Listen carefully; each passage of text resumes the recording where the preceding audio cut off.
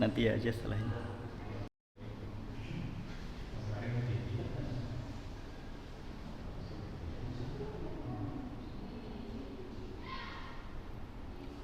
Bismillahirrahmanirrahim. Assalamualaikum warahmatullahi wabarakatuh.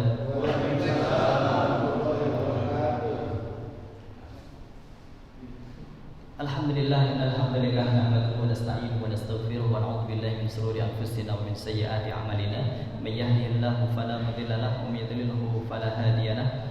Asyhadu an la ilaha illallah wahdahu la syarika lahu wa asyhadu anna Muhammadan 'abduhu wa rasuluh. Allahumma shalli wa sallim wa barik ala sayyidina Muhammadin wa ala alihi wa ashabihi wa man tabi'ahum bi ihsanin ila yaumiddin, amma ba'd. Hadirin jamaah salat maghrib Masjid Ibnu Sabil yang dirahmati oleh Allah, puji syukur marilah kita panjatkan kepada Allah Subhanahu wa taala yang telah memberikan kepada kita nikmat yang begitu banyak, baik itu nikmat berupa rezeki, pekerjaan, kesehatan, dan khususnya adalah nikmat iman dan juga nikmat Islam. Kalau di dalam Al-Quran Allah Subhanahu wa ta'ala berfirman, wa in ta'uddu nikmatallah la tuhsuha, dan jikalau engkau menghitung nikmatku, kata Allah, maka niscaya engkau tidak akan sanggup untuk menghitungnya. Itulah hakikat nikmat Allah yang telah Allah berikan kepada kita. Seandainya pada hari ini tidak ada serupiah pun di dompet kita atau di tabungan kita, di rekening kita, pada hakikatnya kita bukan tidak mendapat nikmat, tetapi masih banyak nikmat-nikmat Allah yang lainnya yang kalaupun itu nanti kita jumlahkan, kita hitung, maka kata Allah, niscaya engkau tidak akan sanggup untuk menghitungnya. Mengapa demikian? Ya karena memang nikmat Allah itu tak terhitung. Ya, khususnya yang ada di tubuh kita saja ini udah nggak bisa dinilai berapa harganya. Misalkan hari ini ada orang yang butuh donor mata. Butuh donor mata. Kira-kira kita mau nggak mendonorkan mata kita? Nggak akan mau, meskipun dibeli dengan harga misalkan 5 miliar sekalipun, mikir panjang gitu. Misalkan hari ini ada orang yang butuh donor ginjal 10 miliar. Siapa yang mau mendonorkan darahnya, ginjalnya akan ditebus dengan harga 10 miliar misalkan. Belum tentu juga kita mau mendonorkan. Padahal 10 miliar itu jumlah yang tidak sedikit. Inilah menunjukkan betapa besarnya nikmat dan betapa banyaknya nikmat yang telah Allah berikan kepada kita. Maka sudah selayaknya bagi kita sebagai hamba Allah yang beriman untuk senantiasa bersyukur. Bersyukur atas segala nikmat yang telah Allah berikan dengan cara apa? Dengan cara menggunakan setiap potensi nikmat tersebut untuk ketaatan kepada Allah Subhanahu wa taala. Karena belum kita dikatakan bersyukur sebelum kita menggunakan segenap potensi yang Allah berikan kepada kita hanya untuk ketaatan kepada Allah. Salawat dan salam tidak henti-hentinya marilah kita haturkan kepada qudwah kita, suri tauladan kita, yakni Nabi Muhammad sallallahu alaihi wasallam. Mudah-mudahan kita khususnya yang hadir di sini dan umumnya semua jamaah Ibnu Sabil dan khususnya semua kaum muslimin, mudah-mudahan kita termasuk yang nantinya diberikan izin oleh Rasulullah SAW untuk mampir ke telaga beliau. Amin ya rabbal alamin. Hadirin Bapak Ibu yang dirahmati oleh Allah, sebenarnya malam hari ini agak kecewa sedikit divisi dakwah ya, karena yang kita undang yang sejatinya dapat menghidupkan suasana Masjid Ibnu Sabil ini ternyata beliau berhalangan hadir, dan semuanya itu atas kehendak Allah Subhanahu wa taala, dan kita pun sudah berusaha semaksimal mungkin menghadirkan beliau. Namun apa boleh dikata, ini belum waktunya mungkin beliau hadir di Masjid Ibnu Sabil ini. Mudah-mudahan kita doakan, mudah-mudahan beliau suatu ketika nanti diberikan kesempatan oleh Allah untuk hadir di Masjid Ibnu Sabil membersamai kita semuanya. Hadirin jamaah, hadirin hadirat yang dirahmati oleh Allah, pada kesempatan malam hari ini kita akan lanjutkan kembali tema pembahasan yang sebelumnya. Jadi pada pembahasan yang sebelumnya kita sudah mengupas, sudah saya singgung terkait peta perjalanan manusia, di mana sebelum kita hadir di dunia ini kita terlebih dahulu berada di alam roh, lalu kemudian dari alam roh kita menuju ke alam rahim, Allah transfer kita menuju alam rahim atau alam kandungan. Nah barulah setelah di alam kandungan atau di alam rahim atau di perut ibu, barulah kemudian kita lahir muncul di dunia ini. Dan kita lahir atau berada di dunia ini pun nggak lama. Kalau di di kandungan atau di perut ibu 9 bulan, ya di dunia ini nggak lama. Kalau Rasul Sallallahu Alaihi Wasallam menyampaikan umru ummati, jadi umur umatku itu baina sittin wa sab'in, antara 60 hingga 70 tahun. Nah, makanya sekarang bapak-bapak yang umurnya sudah 50 tahun ya siap-siap, apalagi yang umurnya sudah 60 tahun, siap-siap saja. Ya, karena yang namanya kematian itu Bapak Ibu nggak pandang umur. Ada kalanya ya yang masih muda kemudian dipanggil oleh Allah, ada kalanya yang nggak pernah sakit pun dipanggil oleh Allah. Gitu. Kemarin kita pun sempat dibikin terkejut warga Madani dan Adiyah dengan meninggalnya security yang namanya Pak Yanto. Ya, karena Pak Yanto ini terlihat sehat-sehat saja. Beliau masih aktif beraktivitas di hari itu. Ya, tidak tidak taunya tiba-tiba saja, ya, secara tiba-tiba dan mengejutkan, sorenya sudah dipanggil oleh Allah Subhanahu wa taala. Enggak pakai lama sakitnya. Kalau misalkan kita berhadapan dengan keluarga kita yang sakit hingga berbulan-bulan, bahkan bertahun-tahun, kemudian meninggal, wajar. Kalau kita berhadapan dengan orang tua yang sudah tua renta, pikun, bahkan terbaring di tempat tidur cukup lama, susah untuk bangun dari tempat tidur lalu kemudian meninggal, wajar, nggak kaget, nggak terkejut. Tapi kalau kita berhadapan dengan ya Allah, dengan saudara kita yang malam hari ini duduk bermajelis bersama kita, kok tiba-tiba nanti malam sudah dipanggil oleh Allah, ini suatu suatu peringatan dari Allah Subhanahu wa taala. Ada kalanya kita ini ditunjukkan oleh Allah dengan tetangga yang sehat tiba-tiba meninggal, dengan keluarga yang tidak punya penyakit apa-apa tiba-tiba meninggal. Ya, dengan saudara yang usianya masih muda, masih belia bahkan tiba-tiba dipanggil oleh Allah Subhanahu wa taala. Ini sebenarnya peringatan bagi kita untuk apa? Untuk semakin mempersiapkan diri dengan sebaik-baiknya. Karena yang namanya kematian, sekali lagi itu tidak pernah ada pesan awal terlebih dahulu. Jadi Allah tidak akan memberikan kabar terlebih dahulu kapankah kita akan wafat. Karena kalau kita diberikan kabar, enak.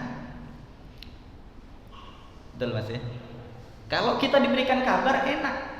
Misalkan hari ini ya kita ditakdirkan oleh Allah akan wafat, enak, siap-siap aja.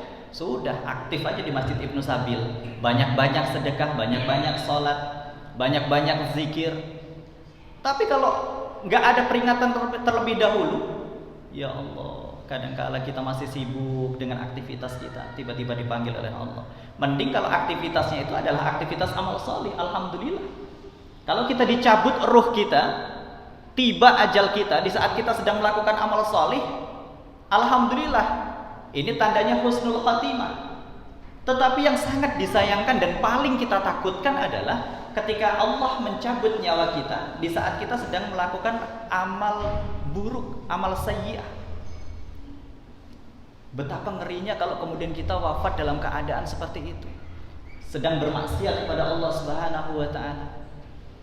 Maka kembali lagi, dengan adanya saudara-saudara kita yang wafat mendahului kita, ya padahal tidak punya riwayat penyakit yang menyeramkan dan menakutkan, ini adalah sejatinya peringatan. Ya, khususnya kemarin Pak Yanto ya, security Madani dan Adiyah itu luar biasa. Ini cukup membuat kita terkejut dan semakin yakin bahwasanya kematian itu datangnya tiba-tiba dan tidak pernah permisi terlebih dahulu. Hadirin Bapak Ibu yang dirahmati oleh Allah, pada kesempatan kali ini ya, karena kemarin kita sudah membahas terkait tentang dunia, ya kita sudah melewati alam ruh. Alam ruh ini nggak perlu dibahas, alam rahim juga tidak perlu dibahas. Yang kita bahas dunia. Kemarin sudah kita bahas terkait dunia itu sifatnya seperti apa, gambaran dunia yang digambarkan oleh Allah Subhanahu wa taala dan digambarkan oleh Rasulullah sallallahu alaihi wasallam itu seperti apa. Maka tinggal kita siap-siap saja. Ya. Karena kita sudah tahu, oh dunia itu seperti ini, umur dunia itu seperti ini. Kalau kita masih tertipu dengan dunia, naudzubillah, ya, naudzubillah min dzalik. Kalau kita masih tertipu dengan gemerlapnya dunia, tertipu dengan harta kita, tertipu dengan kedudukan kita, tertipu dengan keluarga kita yang banyak. Karena hakikat dunia, sekali lagi, dunia itu bukan tempat tinggal melainkan tempat meninggal. Nah, pada kesempatan kali ini kita akan membahas temanya adalah kematian dan alam kubur. Karena nggak mungkin kita langsung bahas alam kubur kalau nggak ada kematian. Jadi ada proses kematian terlebih dahulu, baru kemudian kita nanti masuk ke alam kubur. Nah, Bapak Ibu hadirin yang dirahmati oleh Allah, saya ingin mengajukan pertanyaan. Kira-kira ada nggak di antara Bapak Ibu sekalian yang pernah mentalkin orang yang meninggal atau orang yang hendak meninggal atau sakaratul maut? Ada nggak? Ada. Alhamdulillah. Udah pernah? Udah. Pak Haji Adi sudah ya? Keluarga sendiri atau orang lain? Keluarga sendiri. Ada lagi yang pernah mentalkin orang lain? Ya. Saat sakaratul maut, detik-detik nyawa hendak diambil oleh Allah Subhanahu wa taala. Atau ibu-ibu jangan-jangan malah takut kabur. Enggak tega saya melihatnya, kan gitu. Ada enggak ibu-ibu yang kayak gitu? Enggak tega saya. Udah mending saya menyingkir aja lah. Biar yang laki-laki saja yang mendekat. Padahal proses sakaratul maut atau berpisahnya nyawa dari jasad itu adalah proses yang sangat-sangat mengerikan. Proses yang sangat menegangkan. Di mana itu adalah masa-masa penentuan detik-detik terakhir apakah seseorang itu nantinya dapat mengakhiri hidupnya dalam keadaan husnul khatimah atau su'ul khatimah. Atau minimal bukan su'ul khatimah, mati biasa saja. Bukan husnul khatimah, biasa saja nilainya. Nah, makanya dalam Islam yang sering dilupakan itu adalah sunnah mentalkin orang yang sedang sakaratul maut. Ya, terlebih lagi kalau kemudian keluarganya ini sudah dirawat di rumah sakit, ini agak repot ini. Karena aturan rumah sakit biasanya kalau orang di ICU dalam kondisi gawat darurat itu keluarganya hanya boleh melihat dari luar, betul. Berani nggak Bapak Ibu sekalian minta izin kepada dokter untuk masuk mendampingi anggota keluarganya untuk mentalkin, mendampingi detik-detik terakhirnya? Berani nggak kira-kira? Harusnya berani, harusnya. Ya, terkadang dokter itu yang namanya dokter atau rumah sakit itu ketat sekali aturannya. Nah, ini mudah-mudahan jadi pengalaman kita agar jangan sampai kemudian kita ikut aturan rumah sakit karena itu aturan yang nggak sesuai dengan Islam. Aturan dalam Islam siapapun yang meninggal dampingi. Untuk apa? Untuk membimbing, mengingatkan, karena itu masa-masa detik-detik yang sangat menegangkan. Di mana saat ruh akan berpisah dari jasad, itu setan itu hadir. Setan hadir dalam wujud berbagai macam rupa. Ada kalanya wujud ayah yang telah meninggal, orang tua ibu yang telah meninggal, istri yang telah tiada. Ada kalanya berwujud anak kita sendiri. Kenapa? Untuk mengalihkan perhatian kita agar kemudian kita tidak sanggup lagi mengucapkan kalimat La ilaha illallah Muhammadar Rasulullah.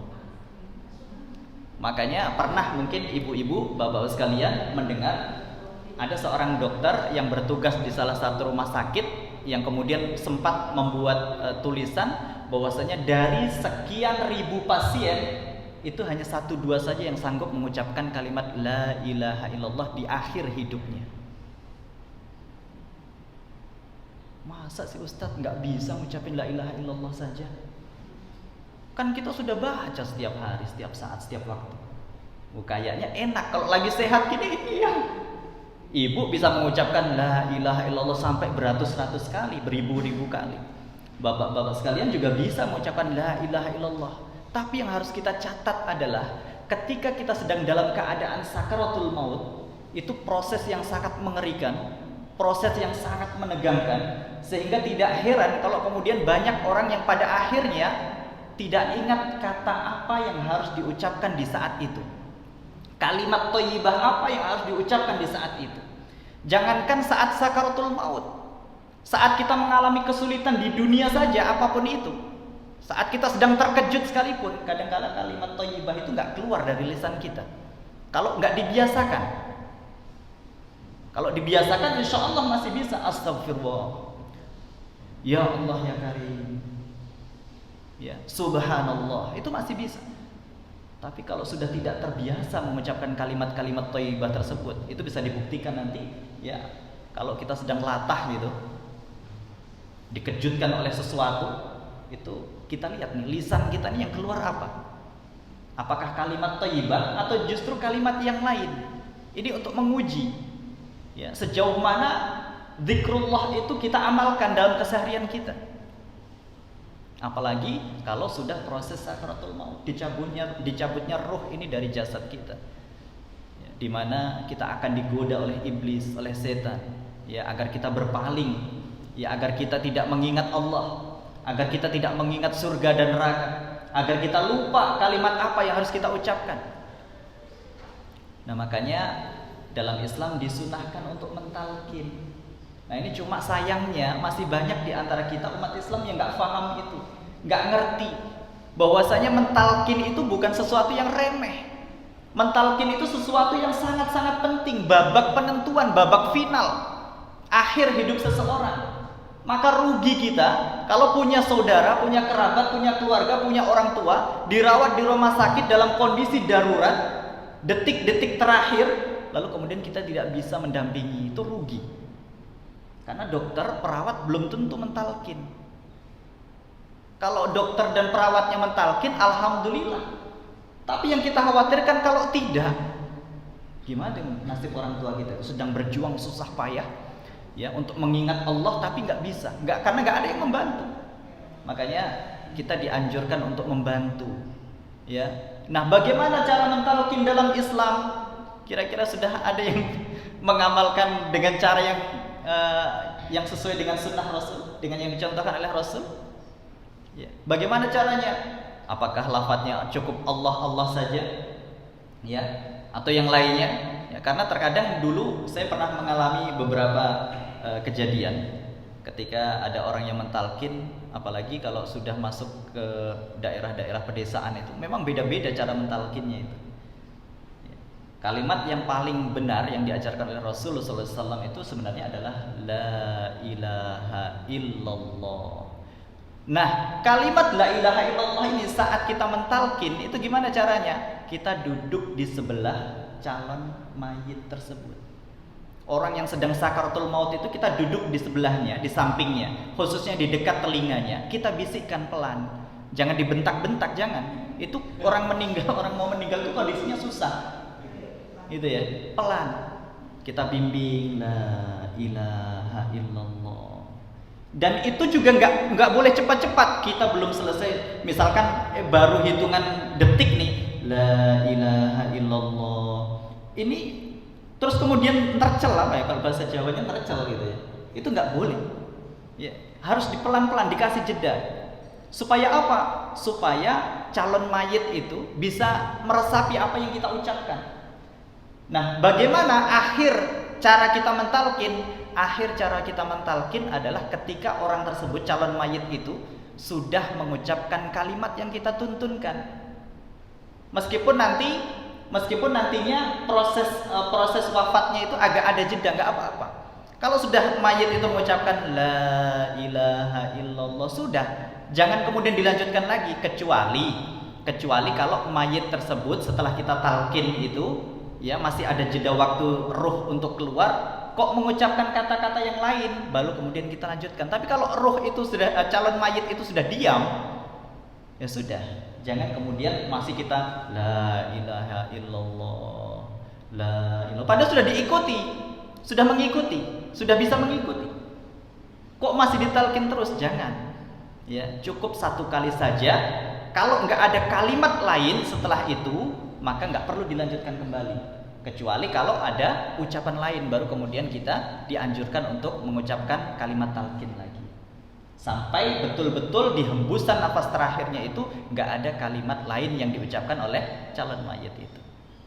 Nah gitu ya Bapak Ibu yang dirahmati oleh Allah. Mudah-mudahan sedikit cara mentalkin ini bisa kita aplikasikan manakala nanti ada kerabat, saudara ya, atau bahkan mungkin pasangan hidup kita yang sedang dalam kondisi sakaratul maut. Karena terus terang sakaratul maut itu proses yang sangat menyakitkan, proses yang sangat mengerikan. Maka tidak heran kalau kemudian butuh dibimbing agar kita bisa mengucapkan kalimat tauhid. Nah, hadirin Bapak Ibu yang dirahmati oleh Allah, ada beberapa kondisi memang ya. Jadi ada beberapa kondisi di mana saat nyawa itu dicabut oleh Allah Subhanahu wa taala.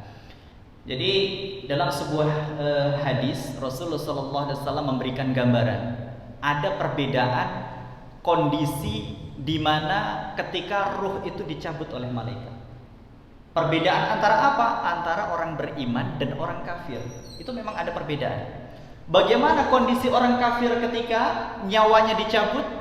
Maka Rasul memberikan gambaran itu seperti seseorang membuat pengait atau duri-duri yang terbuat dari besi, lalu kemudian duri-duri tersebut ditancapkan ke kain wol, lalu kemudian ditarik kembali. Itulah proses sakitnya atau proses kengerian orang kafir ketika dicabut ruhnya, dicabut nyawanya oleh malaikat. Jadi sangat-sangat berat, tarikannya itu sangat-sangat berat, sangat-sangat menyakitkan dan sangat-sangat menyayat. Ya, kita bisa bayangkan Rasul saja memberikan gambaran seperti duri yang terbuat dari besi, ya, lalu kemudian ditancapkan di dalam kain ke kain wol, lalu kemudian ditarik pelan-pelan. Ini orang kafir. Bagaimana orang beriman? Orang beriman kalau di Al-Quran, ya ayyatuhan nafsul mutmainnah irji'i ila rabbiki radiyatan mardiyah fadkhuli fi ibadi wadkhuli jannati. Kalau orang beriman, Bapak Ibu, Masya Allah, itu indah cara jemputnya malaikat, itu luar biasa. Jadi cara jemputnya itu dipanggil ya ayyuhan nafsul mutmainnah, wahai jiwa-jiwa yang tenang. Masya Allah, jiwa-jiwa yang tenang. Kita disebut oleh malaikat sebagai orang yang jiwanya tenang, orang yang yakin dengan tempatnya nanti setelah kematian, orang yang yakin dengan adanya hari kebangkitan, orang yang yakin dengan adanya surga dan neraka. Jadi malaikat memanggilnya wahai jiwa-jiwa yang tenang. Irji'i ila rabbiki radiyatan mardiyah. Irji'i, pulanglah, kembalilah. Jadi enak dipanggil. Ila rabbiki, kepada Tuhan kalian, mardiyah, dengan penuh keridhaan. Jadi enak dipanggil pelan gitu. Ya, kalau dalam sebuah hadis itu Rasulullah SAW memberikan gambaran manakala orang kafir itu nyawanya dicabut, itu datang dua malaikat, dua utusan. Yang pertama malaikat maut, yang kedua adalah malaikat yang membawa kain kafan. Kain kafan yang disediakan untuk orang kafir itu baunya busuknya luar biasa. Jadi setelah tadi dipaksa ruh atau nyawa itu keluar dari jasad, itu nyawa atau ruhnya itu langsung dibungkus dengan kain kafan yang dibawa oleh malaikat, dan kain kafan itu baunya busuknya luar biasa. Jadi ketika kain kafan itu dibawa menghadap Allah Subhanahu wa taala dan melewati beberapa lapis beberapa lapis langit yang dijaga oleh para malaikat, malaikat itu sampai bertanya-tanya, jenazahnya siapa itu? Busuk sekali baunya. Ya, mudah-mudahan ini bukan kita. Ini orang kafir kondisinya seperti itu.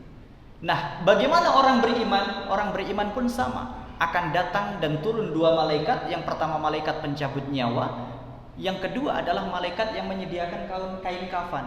Kain kafannya ini disebut hanut. Hanut itu apa? Hanut itu kain kafan dari surga yang wangi, yang baunya itu sangat harum semerbak.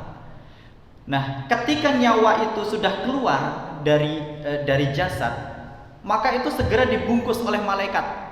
Malaikat apa? Malaikat yang membawa kain kafan itu. Jadi nggak boleh lama-lama ruh itu atau nyawa itu dipegang oleh malaikat maut pencabut nyawa itu. Nggak boleh lama-lama. Langsung diminta oleh oleh malaikat yang membawa kain kafan, lalu kemudian dibungkus ruhnya itu untuk dibawa menghadap Allah Subhanahu wa taala. Dan kembali lagi melewati beberapa lapis langit, dan di setiap lapisnya itu, di setiap tingkatan langit itu ada penjaganya, yaitu malaikat-malaikat, dan malaikat-malaikat itu akan bertanya, jenazah siapakah itu?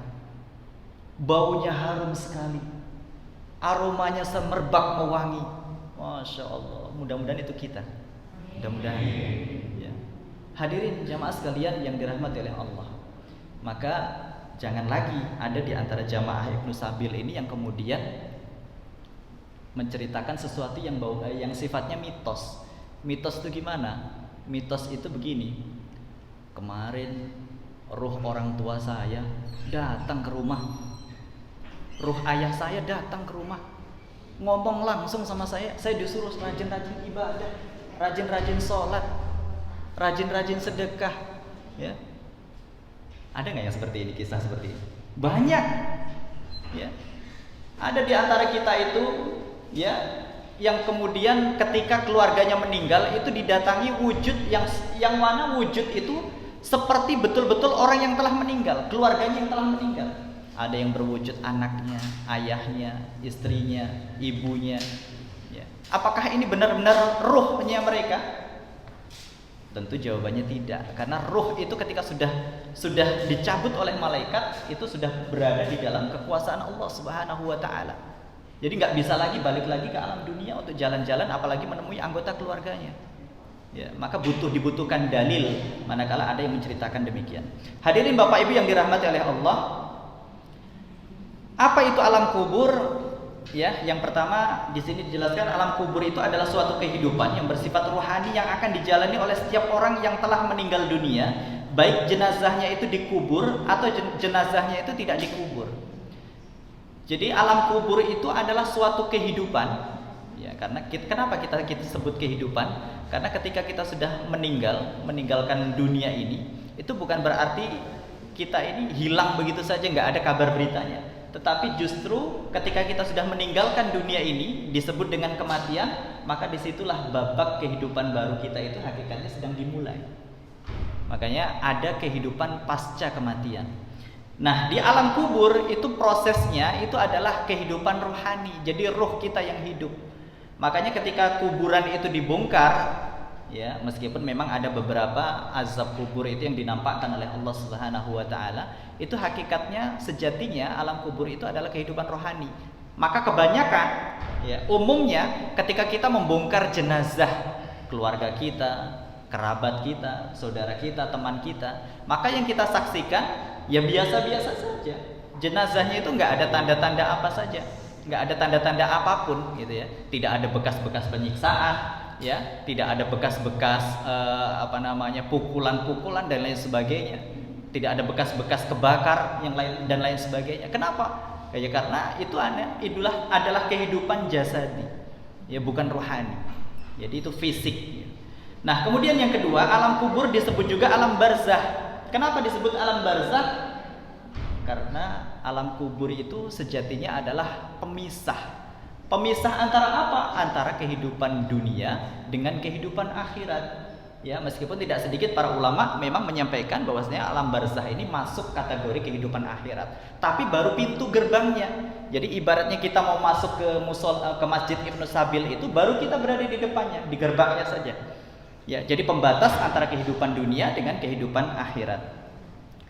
Nah, kemudian di antara dalil-dalil tentang adanya azab kubur, ini diantaranya terdapat di dalam surat Ghafir ayat yang ke-48, 45 sampai 46, maaf. Ini Allah Subhanahu wa Ta'ala telah menyampaikan yang artinya, dan Fir'aun beserta kaumnya dikepung oleh azab yang amat buruk. Kepada mereka atau kepada Fir'aun dan pengikutnya dinampakkan neraka pada pagi dan petang. Dan pada hari terjadinya kiamat dikatakan kepada malaikat, masukkanlah Fir'aun dan pengikutnya ke dalam azab yang sangat keras. Jadi ini kondisi Fir'aun sekarang di alam kubur. Jadi Fir'aun itu setiap pagi dan petang dinampakkan azab oleh Allah Subhanahu wa Ta'ala. Jadi dinampakkan neraka oleh Allah Subhanahu wa Ta'ala, diberikan siksaan oleh Allah Subhanahu wa Ta'ala. Dan ketika nanti dibangkitkan, langsung nggak ada hisab.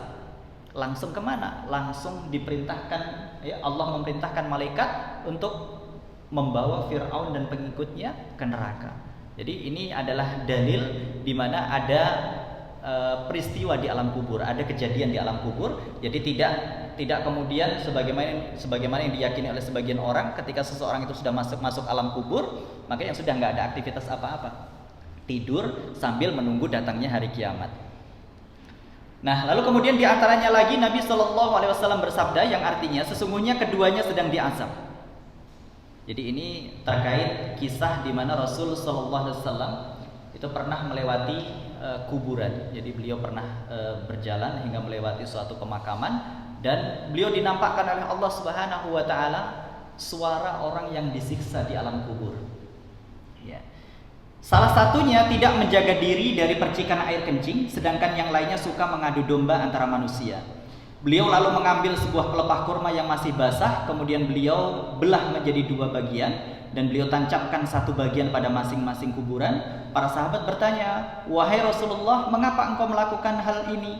Beliau menjawab, "Mudah-mudahan mereka diringankan dari azab tersebut." Ya, jadi Rasulullah SAW pernah dinampakkan oleh Allah Subhanahu Wa Taala terkait ya dua orang yang kemudian mengalami siksa kubur, yang satunya dikarenakan sembarangan di dalam buang air kecil, yang satunya lagi suka atau gemar mengadu domba. Nah, ini makanya hati-hati kalau ada di antara kita yang suka menfitnah, mengadu domba atau suka buang air kecil sembarangan, hati-hati. Rasulullah SAW telah memberikan gambaran bagaimana ngerinya siksaan yang akan diterima atau didapatkan bagi orang-orang yang seperti ini. Nah, lalu kemudian kita percepat karena waktunya yang terbatas. Dari Abu Hurairah radhiyallahu anhu, dia berkata, Rasul sallallahu alaihi wasallam bersabda yang artinya, apabila salah seorang di antara kalian telah membaca tasyahud, hendaklah dia meminta perlindungan dari 4 perkara. Hendaknya dia berdoa, "Ya Allah, sesungguhnya aku berlindung kepadamu dari azab neraka jahanam, kemudian azab kubur, fitnah kehidupan dan kematian, serta dari kejelekan fitnah al-masihud dajjal." Hadis muttafaqun alaih, diriwayatkan oleh Imam Bukhari dan Imam Muslim. Sudah hafal Bapak Ibu doa ini? Insyaallah. Kalau belum hafal, ada mungkin di antara Bapak Ibu segera dihafal. Kenapa? Karena azab kubur itu nyata dan kita senantiasa berharap perlindungan dari Allah Subhanahu Wa Taala agar dijauhkan dari yang namanya siksa kubur. Ya, nggak kebayang kalau kita mendapatkan siksa kubur sedangkan kita meninggalkannya sekarang. Misalkan kita wafat hari ini, lalu kemudian mendapatkan siksa kubur sedangkan hari kiamat masih lama. Betapa ngerinya ketika kita harus menjalani siksa kubur hingga datangnya hari kiamat yang entah berapa ratus tahun lagi baru akan tiba, baru akan ditegakkan oleh Allah Subhanahu Wa Taala. Maka Rasul sallallahu alaihi wasallam mengajarkan doa, Allahumma inni a'udzubika min adzabi jahannam wa min adzabil qabri wa min fitnatil masihid dajjal. Ya, jadi wa min fitnatil qabri wa min fitnatil masihid dajjal. Jadi ada 4 sekaligus doa yang tercakup di dalam hadis ini. Kalau ini kita amalkan, insya Allah bukan hanya kita terjaga dari fitnah kubur, tetapi dari fitnah kehidupan di dunia. Bukan hanya terjaga dari fitnah dunia, tetapi kalau sampai umur kita panjang dan berjumpa dengan Dajjal, kita pun akan terlindungi dari fitnah Dajjal tersebut. Karena setiap orang yang nantinya hidup di detik-detik hari kiamat, maka semuanya akan berjumpa dengan Dajjal. Dan orang yang berjumpa dengan Dajjal itu sangat sulit untuk terselamatkan. Kenapa? Dajjal memiliki kelebihan yang kemudian kelebihan ini tidak dimiliki oleh orang-orang pada umumnya. Dajjal sanggup menghidupkan orang yang mati. Dajjal juga sanggup menurunkan hujan. Dajjal juga sanggup menyuburkan tanah yang tandus dan kering. Ya. Ini ngeri. Makanya Rasul mengajarkan doa demikian. Allahumma inni a'udzubika min adzabil qabri, Allahumma inni a'udzubika min adzabi jahannam wa min adzabil qabri wa min fitnatil mahya wal mamat wa min fitnatil masihid dajjal. Sekarang saja kita ini ya Allah kadang-kala berhadapan dengan orang-orang yang sebenarnya mengarahkan kita bukan ke jalan kebaikan saja, sudah banyak pengikutnya. Ya, kita lihat saat ini banyak sekali dai-dai yang menyeru kepada keburukan, dai-dai yang menyeru kepada pintu-pintu neraka jahanam, tapi pengikutnya banyak. Padahal orang tersebut tidak memiliki kelebihan apa-apa. Lantas bagaimana kalau kemudian nanti kita berhadapan dengan Al-Masihud Dajjal? Kalau kita berhadapan dengan Dajjal lebih mengerikan lagi. Apalagi Dajjal itu baru akan turun setelah terjadi kekeringan berapa tahun? Berapa tahun? Berapa? 3 tahun lamanya. Jadi setelah terjadi kekeringan di mana-mana, paceklik di mana-mana, kelaparan di mana-mana, maka disitulah Dajjal akan turun dan menguji keimanan kita. Ya.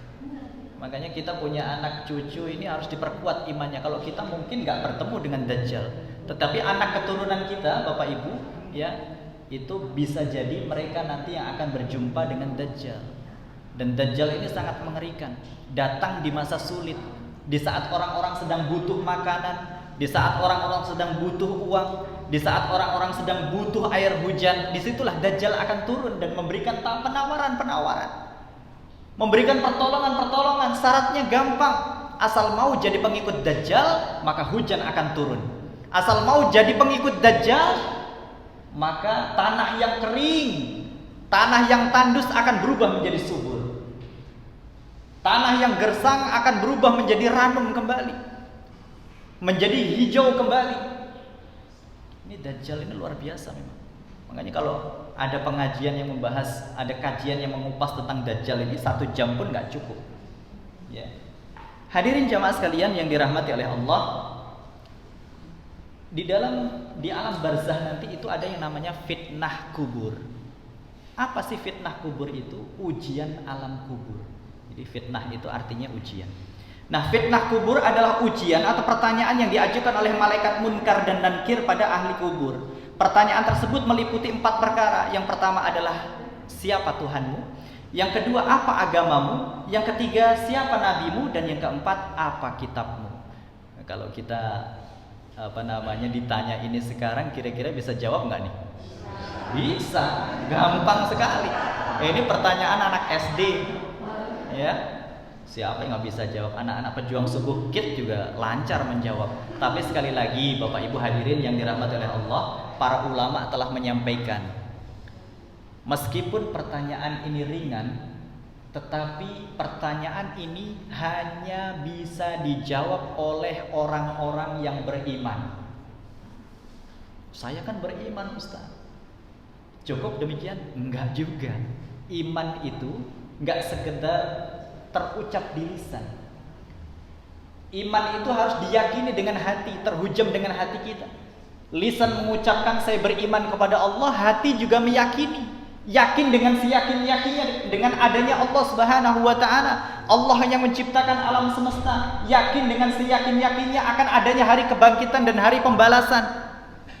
Dan tidak hanya yakin, iman itu menurut para ulama harus dibuktikan dengan amal perbuatan. Jadi kalau hanya lisan mengucapkan saya beriman, ya siapa yang nggak bisa. Tapi kalau sekedar demikian, ini hati-hati. Para ulama telah menegaskan nggak akan bisa memberikan jawaban ketika nanti ditanya oleh malaikat di alam kubur. Hanya sekedar ditanya siapa Tuhanmu aja susah jawabnya. Siapa nabimu susah jawabnya, apa kitabmu susah jawabnya.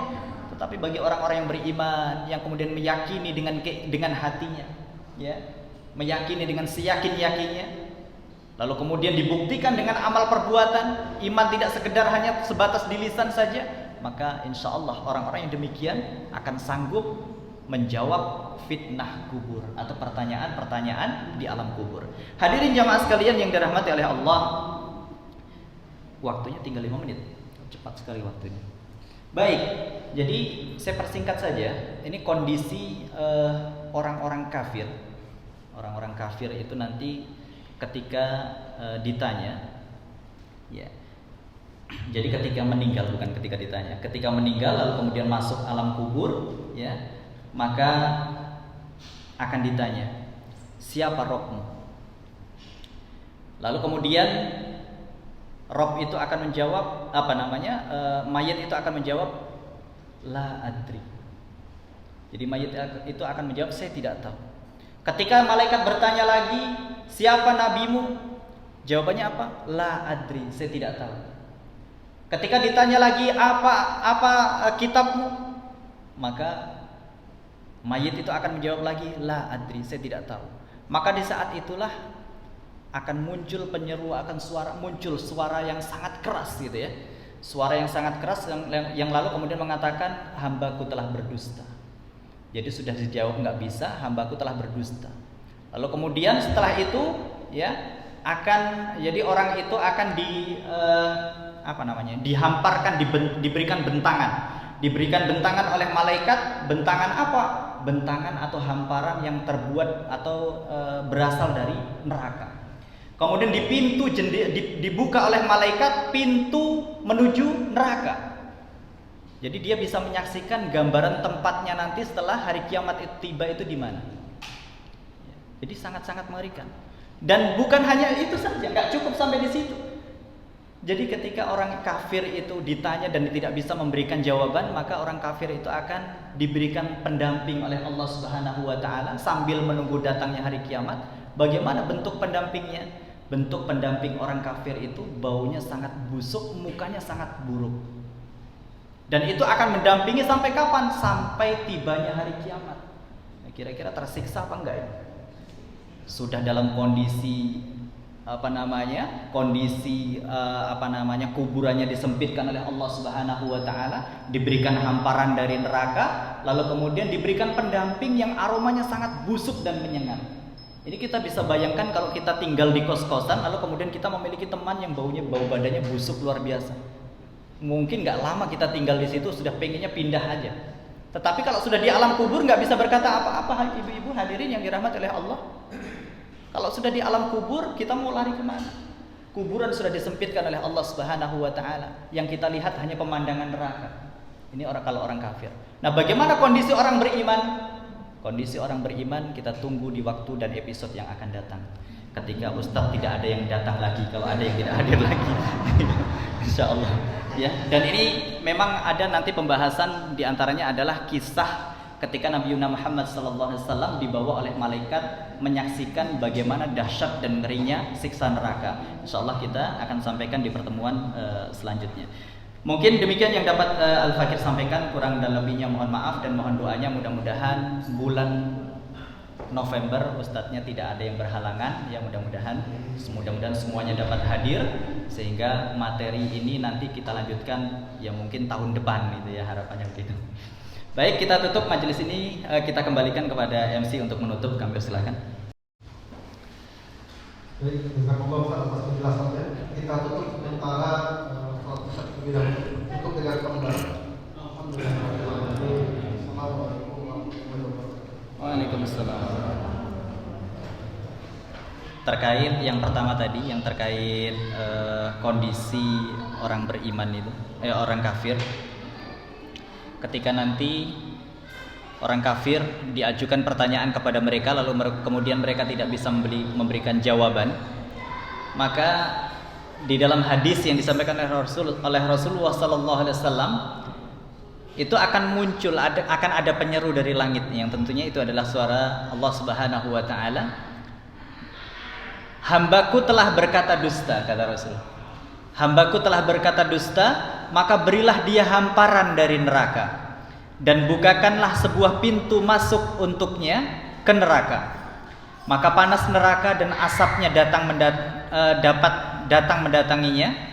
mendatanginya dan kuburnya disempitkan oleh Allah Subhanahu wa taala sehingga tulang-tulang rusuknya berhimpitan, dan datanglah seorang laki-laki berwajah buruk kepadanya, berpakaian buruk, beraroma busuk, lalu mengatakan, terimalah kabar yang menyusahkanmu. Inilah harimu yang telah dijanjikan keburukan kepadamu. Maka ruh orang kafir itu bertanya kepadanya, siapakah engkau? Wajahmu adalah wajah yang membawa keburukan. Lalu makhluk tersebut, dia atau orang itu akan menjawab, aku adalah amalmu yang buruk. Maka roh itu berkata, ya Rob, janganlah engkau tegakkan hari kiamat. Masya Allah, subhanallah. Ini sangat-sangat mengerikan sekali hadirin. Jadi orang-orang kafir itu setelah tadi diberikan pertanyaan lalu kemudian tidak bisa menjawab, maka sebagaimana yang telah tadi Al-Fakir sampaikan, Allah Subhanahu wa taala akan memberikan hamparan yang mana hamparan itu berasal dari neraka. Tidak cukup sampai di situ hukumannya. Allah Subhanahu wa taala membuka pintu neraka, jadi kayak seperti diberikan jalan pintu masuk kayak seperti jendela sehingga dia bisa menyaksikan neraka, dan hawa panas neraka itu bisa sampai kepada dirinya. Mungkin ini gambarannya seperti ketika kita membuka tutup air yang sedang kita rebus, kemudian airnya menggelegak dan asapnya itu mengenai tangan kita. Maka neraka itu yang nanti Allah nampakkan kepada mayit yang kafir di alam kubur, itu seperti itu kondisinya. Jadi panas itu bisa menyeruak dan menyiksa dirinya. Dan tidak cukup sampai di situ, hadirin Bapak Ibu yang dirahmati oleh Allah, tidak cukup hanya dia bisa merasakan panasnya api neraka. Kuburnya pun disempitkan oleh Allah Subhanahu wa taala sehingga rusuknya itu bersilang seperti ini.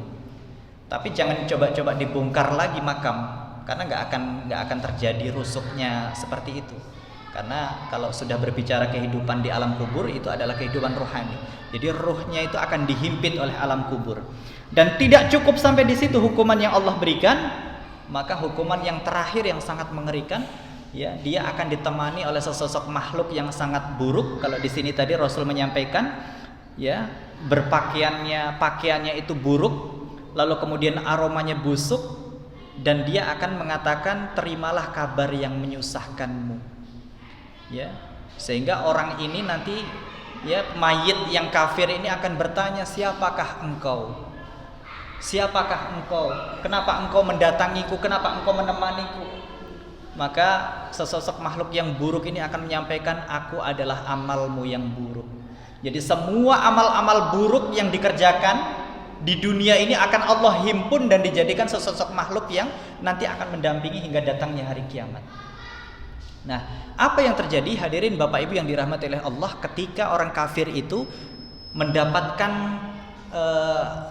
persekot atau siksa neraka itu, siksa alam kubur itu, yang kondisinya sudah sangat-sangat mengerikan, itu baru di alam kubur, belum nanti di akhirat.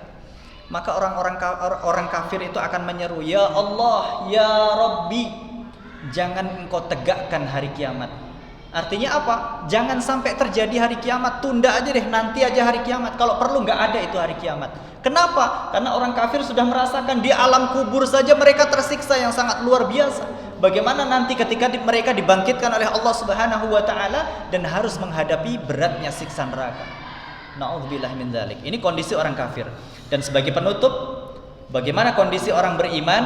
Nah, ini saya bacakan juga secara cepat hadisnya. Saya coba cari dulu. Jadi orang beriman itu ketika nanti sudah selesai menghadapi pertanyaan, jadi 4 pertanyaan itu selesai terjawab, ya, maka kembali seperti orang kafir, muncul suara dari langit. Jadi Allah akan menyeru, hambaku berkata benar.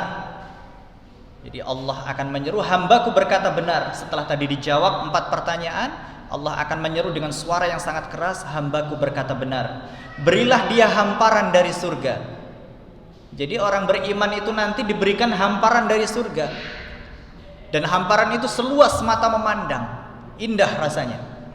Jangankan hamparan dari surga, di dunia saja kalau kita diberikan hamparan hamparan karpet merah, kalau untuk kesultanan pangeran Arab Saudi itu turun pesawat harus karpet merah, itu saja sudah terhormat sekali, apalagi ini hamparan dari surga.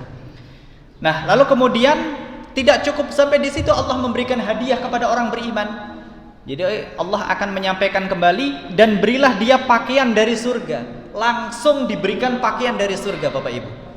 Tidak cukup sampai di situ, bukakanlah sebuah pintu untuknya ke surga. Jadi setelah diberikan hamparan dari surga, diberikan pakaian dari surga, maka Allah memerintahkan malaikat untuk membuka pintu menuju surga. Sehingga apa? Sehingga ia menyaksikan, ya Allah, ini tempatku nanti. Dia bisa merasakan semerbak wanginya aroma bau surga langsung tercium dari tempat ia di makam, dari alam barzah di mana dia sedang berbaring atau sedang berada. Nah, tidak cukup sampai di situ, ya, tidak cukup dibukakan pintu surga, maka Rasulullah sallallahu alaihi wasallam menyampaikan, dan diluaskan baginya di dalam kuburnya sejauh mata memandang. Jadi kuburnya yang tadinya terasa sempit itu diluaskan oleh Allah Subhanahu wa taala sejauh mata memandang. Apakah cukup sampai di situ? Tidak. Setelahnya Rasulullah sallallahu alaihi wasallam menyampaikan, dan datanglah seorang laki-laki yang berwajah tampan. berpakaian bagus, beraroma wangi, yang kemudian mengatakan bergembiralah engkau dengan apa yang menyenangkanmu. Inilah harimu yang engkau telah janjikan, yang engkau telah dijanjikan kebaikan. Masya Allah. Jadi begitu tadi sudah diberikan nikmat kubur, ya, berupa hamparan dari surga, pakaian dari surga, pintu surga dibuka, maka akan didatangi sesosok makhluk yang tampan rupanya, wangi aromanya, masya Allah. Dan pendamping ini nantinya akan mendampingi sampai kapan? Sampai datangnya hari kiamat. Jadi orang-orang beriman itu agar tidak bosan di alam kubur, Allah berikan pendamping. Supaya apa? Supaya tidak jenuh menunggu datangnya hari kiamat yang entah kapan akan tibanya. Dan orang ini akan terus mendampingi, ya. Orang ini akan terus melayani sampai nanti hari kiamat ditegakkan. Nah, makanya ketika orang tersebut sudah didatangi oleh sesosok makhluk yang rupawan ini, yang aromanya wangi dan menyenangkan ini, maka orang itu akan bertanya. Jadi roh itu akan bertanya, siapakah engkau? Wajahmu adalah wajah yang membawa kebaikan. Lalu kemudian, ya, sesosok makhluk itu akan menjawab, aku adalah amalmu yang solih. Jadi setelah dijawab bahwasanya pendampingnya itu adalah amal yang solih yang dulu semasa di dunia sering dikerjakan, ya, maka mayit orang-orang beriman itu akan mengatakan dan menyeru kepada Allah, ya Rabbi, segerakan hari kiamat, tegakkan hari kiamat, percepat hari kiamat. Kenapa? Karena sudah merasakan nikmat kubur yang sangat luar biasa. Jadi sudah tahu, Allah sudah berikan gambaran tempatnya nanti itu di sini loh. Senang sekali. Saking senangnya minta sama Allah, nggak usah lama-lama di alam kubur, kalau bisa segera ditegakkan. Wallahu a'lam bishawab. Waktunya pas. Kurang lebihnya saya mohon maaf, kurang dan lebihnya saya mohon maaf atas segala kekurangan. Wal afu minkum. Kita tutup dengan doa kafaratul majlis. Subhanakallahumma wa bihamdika asyhadu an la ilaha illa anta astaghfiruka wa atubu ilaik. Kita sampaikan, kita kembalikan kepada MC. Jazakallahu khairan kepada Ustaz telah menginformasikan secara jelas kehidupan setelah kematian. Mudah-mudahan kita mendapatkan nikmat kubur dan terhindar dari azab kubur. Kita kembali untuk berjumpa dengan mengucapkan hamdalah. Alhamdulillah. Dan semua atas kehadiran Bapak Ibu semua, insyaallah kita ketemu lagi di Sabtu di Ahad, ya, ba'da subuh pekan depan. Wassalamualaikum warahmatullahi wabarakatuh. Waalaikumsalam.